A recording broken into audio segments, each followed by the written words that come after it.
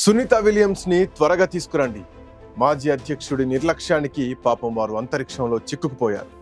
మీరే ఎలాగైనా వారిని తీసుకొచ్చేలా ప్లాన్ చేయండి అని స్పేస్ ఎక్స్ అధినేత ఎలన్ మస్క్ ను కోరారు అమెరికా అధ్యక్షుడు డొనాల్డ్ ట్రంప్. ఇది తాజా వార్త. ఇది వినగానే ముఖ్యంగా భారతీయుల్లో ఏదో తెలియని సంతోషం కలిగింది. ఎంతకైనా భారత సంతతి కదా. ఇప్పటికే 2003లో ఫిబ్రవరి 1వ తేదీన జరిగిన కొలంబియా స్పేస్ షటిల్ ప్రమాదంలో ఓ ఆణిముత్యాన్ని పోగొట్టుకున్నాం.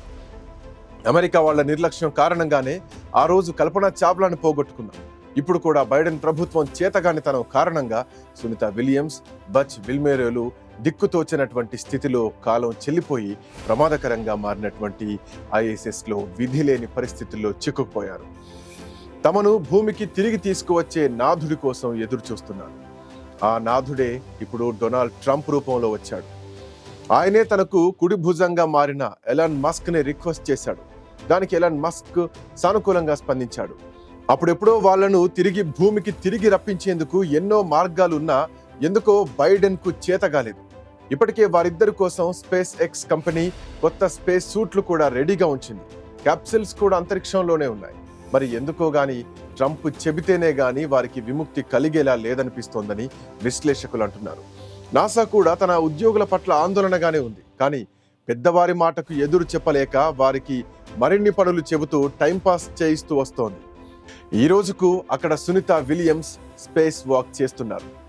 2012లో ఆమె చివరిసారి స్పేస్ వాక్ నిర్వహించగా ఇటీవల ఆమె 8వ వాక్ చేశారు.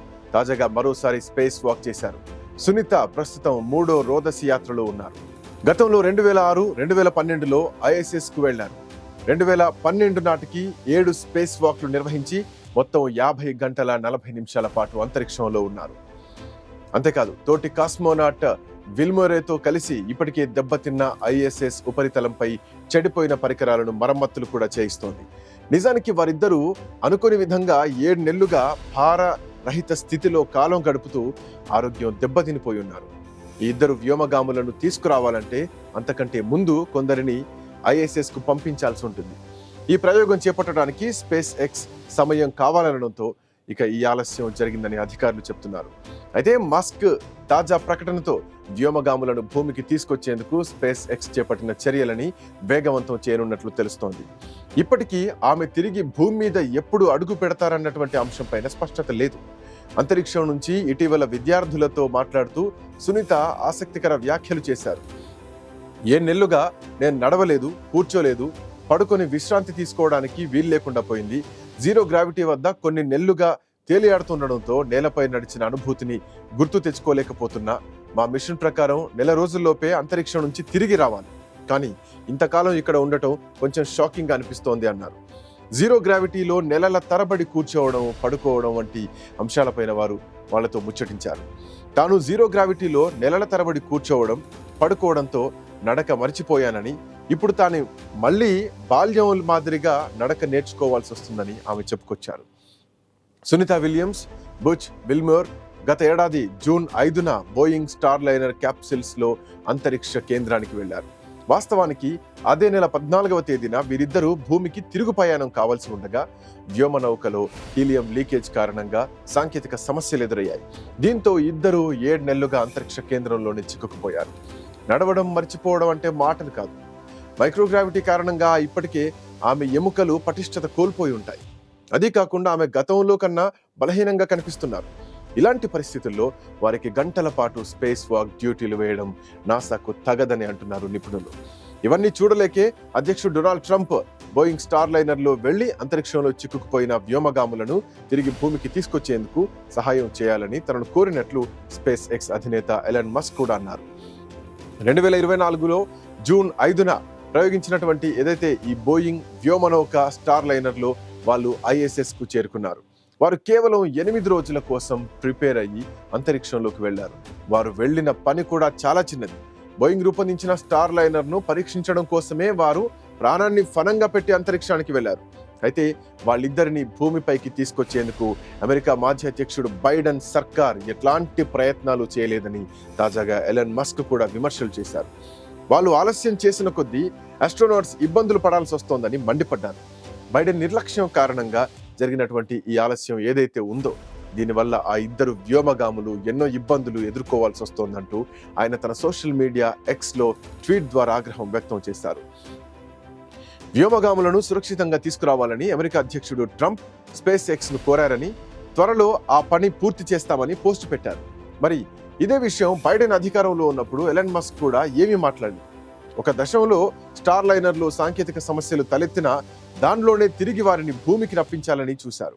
కానీ కల్పన చావ్లాకు సంబంధించిన ప్రమాదమే ఎదురైతే గనక ఎలా అన్న విమర్శలు రావడంతో వెనకడుగు వేశారు. దాంతో వ్యోమగాములు లేకుండానే అది భూమిని చేరుకుంది.